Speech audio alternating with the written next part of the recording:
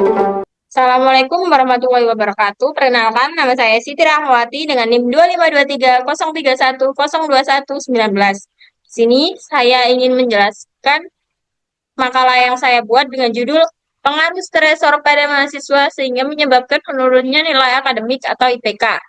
Dengan dosen pengampunya Dr. Muhammad Bayu Firmansyah, Sarjana Sastra, Magister Pendidikan. Yang pertama ada bab 1 yaitu tentang latar belakang. Latar belakang saya berisi tentang mahasiswa adalah kelompok individu yang sedang berada di tengah proses peralihan dari masa remaja ke masa dewasa, di mana mereka dituntut untuk beradaptasi dalam berbagai aspek seperti akademik, sosial, dan emosional. Lalu, yang kedua ada rumusan masalah. Yang pertama, bentuk dan jenis stres. Stresor apa saja yang paling umum dialami oleh mahasiswa selama masa studi di perguruan tinggi? Yang kedua, sejauh mana tingkat stres akademik yang dialami mahasiswa mempengaruhi konsentrasi belajar serta motivasi akademik mereka? Yang tiga, apakah terdapat hubungan signifikan antara tingkat stresor akademik dengan penurunan indeks prestasi kumulatif atau IPK mahasiswa? Yang keempat, seberapa besar pengaruh stresor non-akademik seperti masalah ekonomi, hubungan sosial, dan tekanan keluarga terhadap prestasi akademik mahasiswa? Yang kelima, apakah strategi coping dan dukungan sosial dapat memoderasi pengaruh stresor terhadap IPK mahasiswa?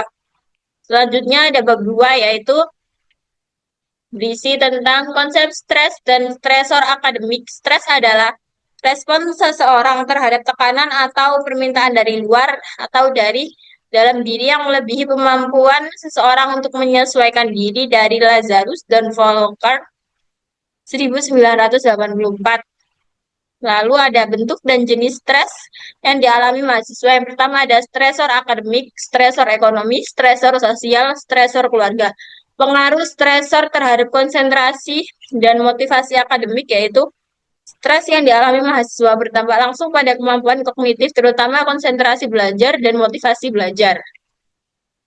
Hubungan stresor akademik dan penurunan IPK. Beberapa penelitian menunjukkan bahwa stres akademik memiliki keterkaitan yang cukup kuat dengan penurunan IPK pada mahasiswa. Lalu pengaruh stresor non-akademik terhadap prestasi mahasiswa. Selain tekanan di bidang akademik, stresor non-akademik seperti masalah keuangan, hubungan sosial, dan tekanan dari keluarga juga mempengaruhi prestasi belajar mahasiswa. Strategi coping dan dukungan sosial sebagai faktor moderasi. Dukungan sosial juga merupakan faktor penting untuk mengurangi dampak stres terhadap mahasiswa. Di antaranya ada dua jenis, yaitu strategi fokus pada pemecahan masalah dan strategi fokus pada pengelolaan emosi. Selanjutnya ada penelitian sebelumnya. Yang pertama, Misra dan Meken 2000 menemukan bahwa ada hubungan yang tidak baik antara tingkat stres dan pencapaian akademik. Yang kedua, Bedewi dan Gabriel 2015 mengungkapkan bahwa sumber utama stres akademik yang dialami mahasiswa adalah beban tugas, tekanan waktu. Lalu ada kerangka konseptual. Kerangka konseptual berawal dari stresor akademik dan non-akademik, lalu menurun ke tingkat stres mahasiswa, menurun lagi ke penurunan nilai IPK, menurun lagi dimoderasi oleh strategi coping dan dimoderasi oleh dukungan sosial. Hipotesis penelitian. Ada yang pertama ada berbagai jenis stresor yang dialami oleh mahasiswa selama masa di studi perguruan tinggi. Yang kedua, tingkat stres akademik memiliki pengaruh yang signifikan terhadap kemampuan konsentrasi dan motivasi belajar mahasiswa. Lalu, yang ke bab 4 ada jenis dan desain metode penelitian. Penelitian ini menggunakan metode pendekatan kuantitatif dengan desain korelasional untuk menganalisis hubungan antara stres sore yang dialami mahasiswa dan penurunan nilai akademik. Lokasinya ada di D3 Program Keperawatan Universitas Jember Kampus Pasuruan, Jawa Timur, fokus pada mahasiswa aktif. Penelitian ini dilaksanakan pada bulan September hingga Desember 2025. Populasinya sekitar mencakup 300 orang. Instrumen dan teknik pengumpulan data. Yang pertama, bagian penting informasi dasar responden, skala untuk mengukur tingkat stres, skala untuk menilai penurunan nilai akademik, teknik analisis data. Yang pertama, analisis deskriptif, analisis korelasi Pearson, analisis regresi linier.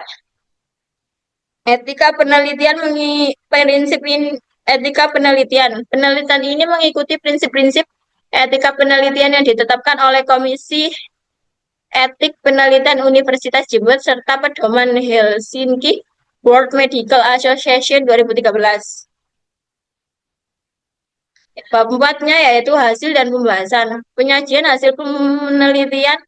Penelitian ini melibatkan 200 mahasiswa aktif dari berbagai universitas Indonesia dengan distribusi responden berdasarkan jenis kelamin. Dengan tingkat stres mahasiswa, nilai akademik atau IPK, analisis regresi linier. Berikut ada tabel hasil analisis regresi linier. Yang kedua ada hasil pembahasan.